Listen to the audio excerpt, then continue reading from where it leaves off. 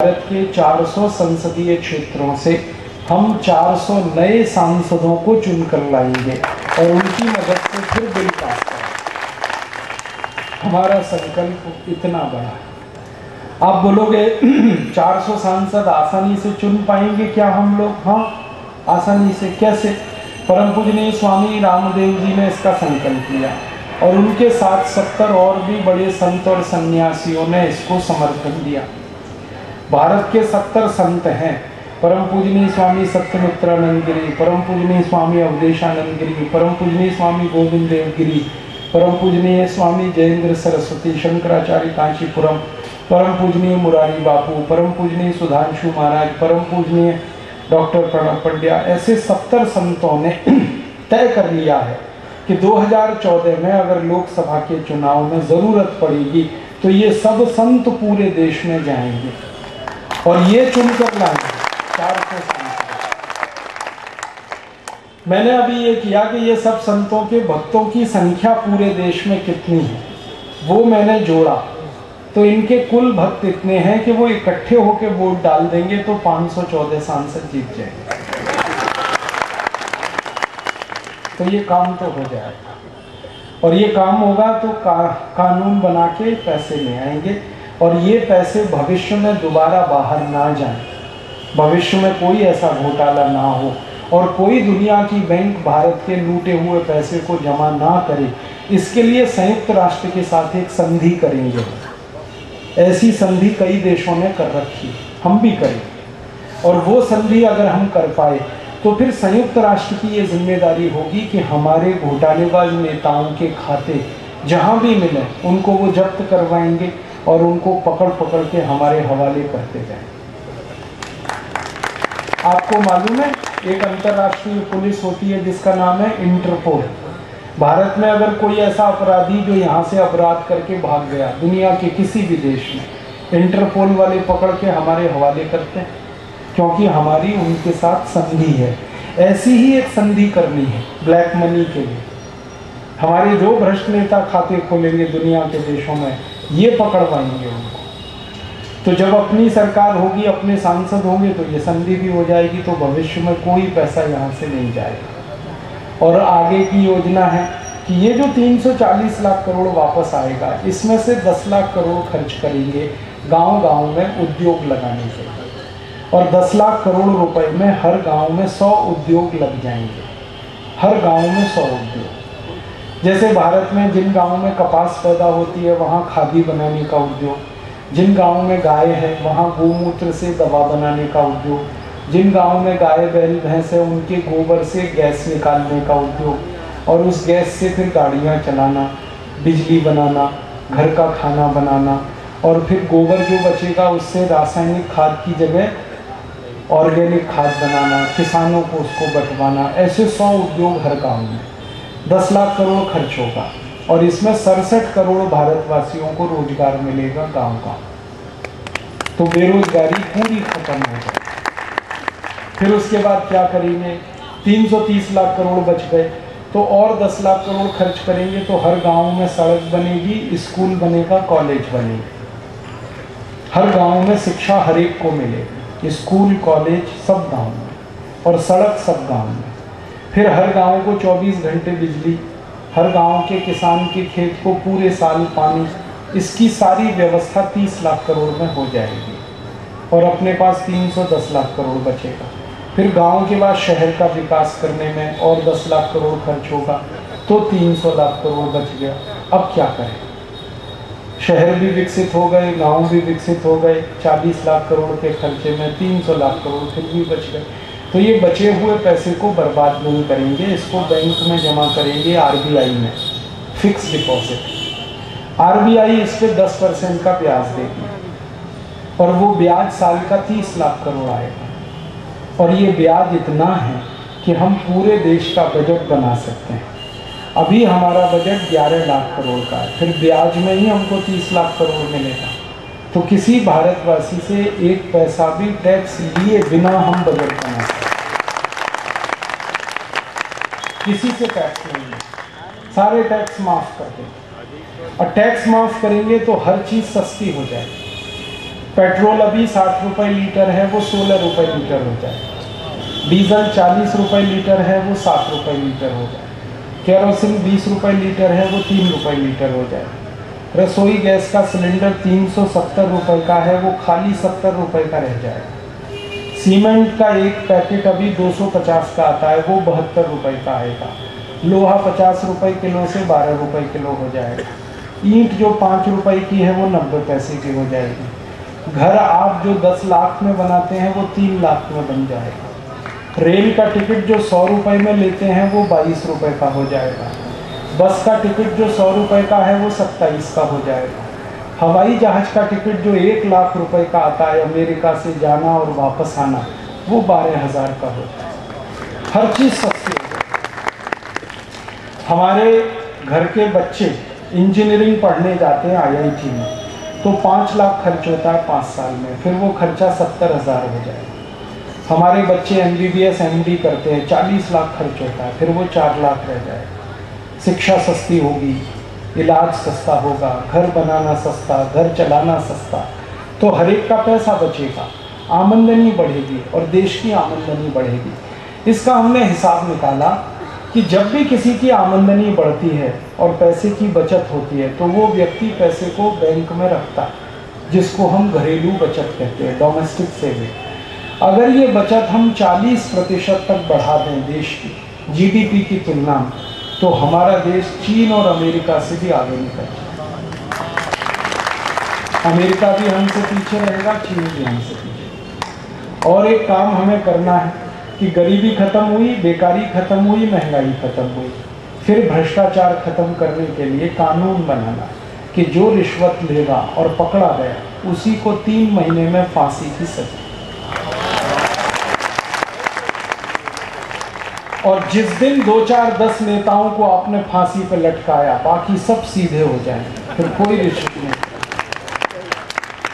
आज क्या होता है, सजा नहीं मिलती, दंड नहीं मिलता, इसलिए ये छुट्टे सांव की तरह से घूमते रहते हैं भ्रष्ट नेता। फिर सजा मिलेगी, दंड होगा, ये सब सीधे होगा। और एक बड़ा काम करेंगे, टैक्स खत्म हो जाएंगे देश में, इनकम टैक्स, सेंट्रल एक्साइज, तो वैसे भी घोटाले खत्म हो जाएंगे। क्योंकि इनकम टैक्स के कारण काला धन होता है, ब्लैक मनी। ब्लैक मनी होगा नहीं तो फिर बेईमानी कोई नहीं करे, सब लोग ईमानदार हो जाएंगे और आगे चलेंगे। अंग्रेजों के बनाए हुए 34,735 कानून इस देश में चल रहे हैं, वो बदलवाने हैं। IPC, CRPC, CPC, Indian police act, Indian civil services act, ऐसे ये सारे अंग्रेजों के बनाए हैं, इनको बदलना। ये जो IPC है ना, ये आयरिश पीनल कोड है, ये इंडियन पीनल कोड नहीं है। अंग्रेजों ने आयरलैंड को गुलाम बनाने के लिए जो कानून ड्राफ्ट किया, वही भारत पे लगा दिया और हम उसी के चक्कर में घूम रहे हैं। और IPC जिसने बनाया, उसका नाम था थॉमस बेबिंगटन मैकॉले। उसने अपने बाप को एक चिट्ठी में लिखा है कि मैंने जो IPC भारत में लागू करा दिया, अब किसी भी भारतवासी को न्याय नहीं मिलेगा, सब लोग इसी में घूमते रहेंगे चक्करगिन्नी की तरह से, अन्याय ही होगा। तो आज जो IPC, CRPC, CPC, Indian evidence act है ना, ये मुकदमों को 25-25, 30-30 साल तक खींचते रहते हैं, न्याय नहीं होता। हमारे भारत में जब अंग्रेजी कानून नहीं था तो न्याय कैसे होता था, एक उदाहरण दूं। एक राजा था चंद्रगुप्त विक्रमादित्य, उसके राज्य में 2 माताएं आई और एक बच्चा था। एक माँ कह रही थी ये मेरा है, दूसरी कह रही थी मेरा।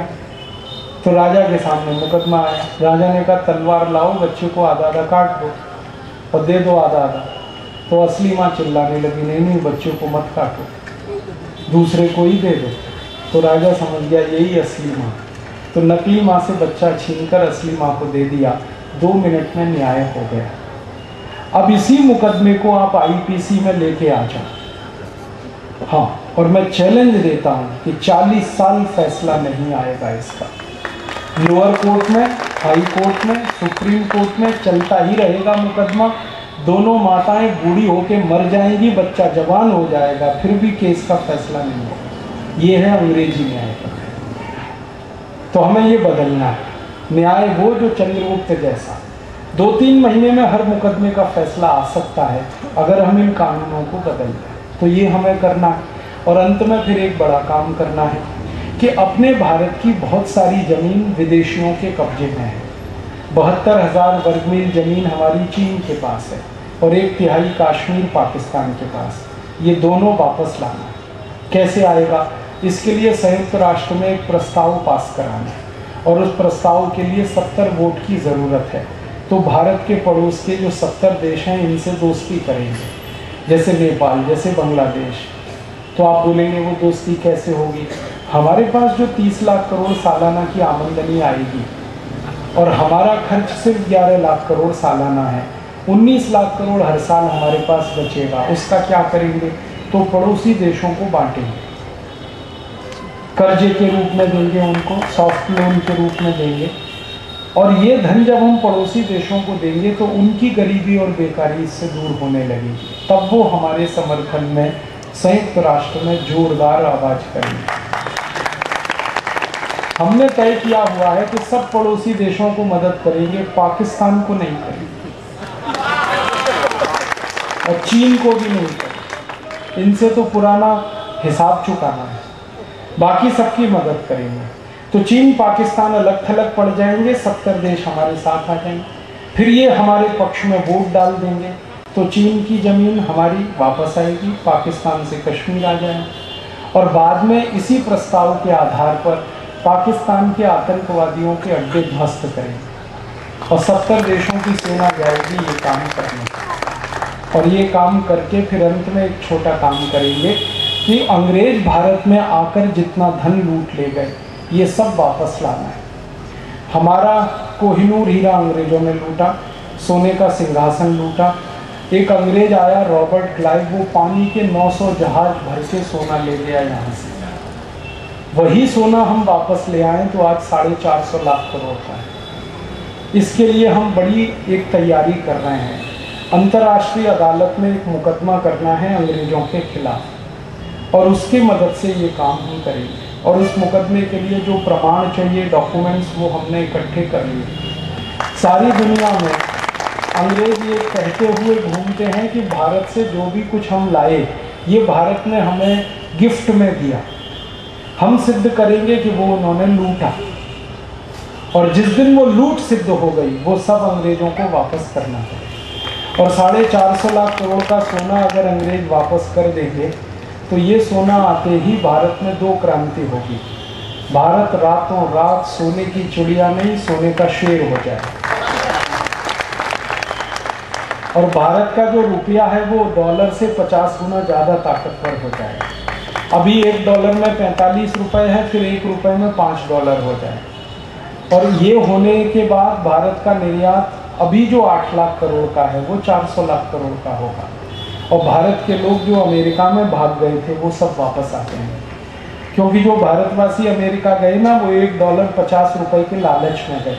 अब $1 में $5 हो जाएगा तो वो झक थोड़ी मारेंगे, वहाँ वापस आएंगे। और भारत के वैज्ञानिक, भारत के इंजीनियर, भारत के डॉक्टर वापस आएंगे तो नई नई मशीनें बनेंगी, नई नई टेक्नोलॉजी। आपको एक ही उदाहरण देता हूँ, अमेरिका में जो नासा नाम की संस्था है वहाँ 36% वैज्ञानिक भारत के हैं। अगर ये सब वापस आ गए तो नासा जैसी हम सैकड़ों संस्थाएं बना लेंगे। तो भारत तकनीकी रूप से सर्वश्रेष्ठ बनेगा, उत्पादन बढ़ेगा, निर्यात बढ़ेगा, हम दुनिया में जगत गुरु बनेंगे, सोने का शेर बनेंगे। ऐसा भारत बनाना है जो दुनिया में आदर्श हो, गरीबी, भुखमरी, बेकारी सब मिटाना। और इसी कार्य को करने के लिए भारत स्वाभिमान का आंदोलन शुरू हुआ है। आप इसमें थोड़ी मदद कर दो, मदद इतनी कर दो कि आप सब इसमें जुड़ जाओ, मेंबर बन जाओ। और भारत स्वाभिमान का मेंबर बनने के लिए मात्र 11 रुपये दान देकर कोई भी बन सकता है। तो आप 11 रुपये दान दो, भारत स्वाभिमान में जुड़ जाओ और हमें 15 से 20 करोड़ ऐसे मेंबर बनाने।